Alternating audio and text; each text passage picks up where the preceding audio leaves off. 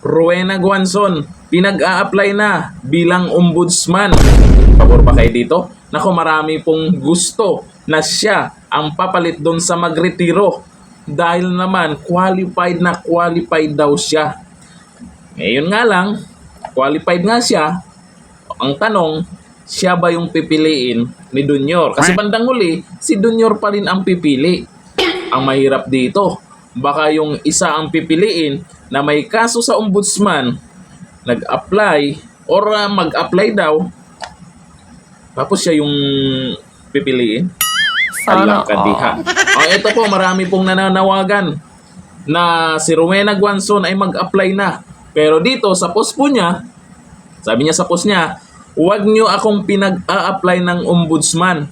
Dahil kung ibigay nila sa akin yan para silang kumuha ng bato na ipukpok sa ulo nila, edi lahat sila nakasuhan.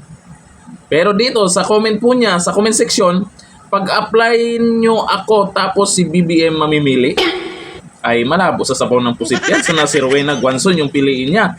Baka ito ang pipiliin ni Junior. Mag-apply pa lang ako. I'm submitting my application by Friday, before Friday. Bakit, sir? Wala. I think that I have a lot to offer them. Ganun din. Sorry, pero hindi ko may feel kung complaint sa inyo si Sir. Okay lang yun. The JBC can always evaluate on properly. Diba?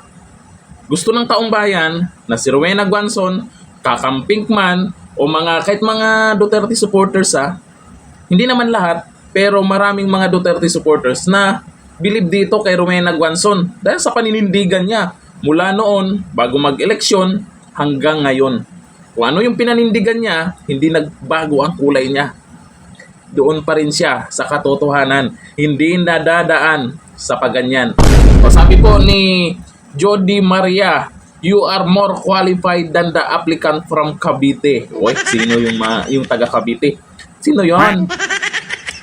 Sabi ni Ay Samir, ma'am, apply ka po, more than qualified ka po. Marami po, kahit ako naman, qualified po talaga si Rowena Guanzon. Yun nga lang, yung pipili kasi. Sabi ni Piggy Bongkaras, ikaw na lang pag-asa, ma'am attorney. Sabi ni Bondelos, mas deserving po kayo sa posisyon na yan.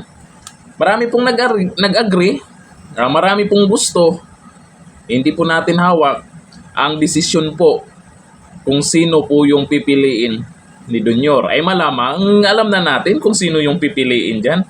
Hindi po, malabo po si Rowena Guanzon. Alam nyo naman, yung mga banat ni Rowena Guanzon, yung sa pakok niya mula noon hanggang ngayon.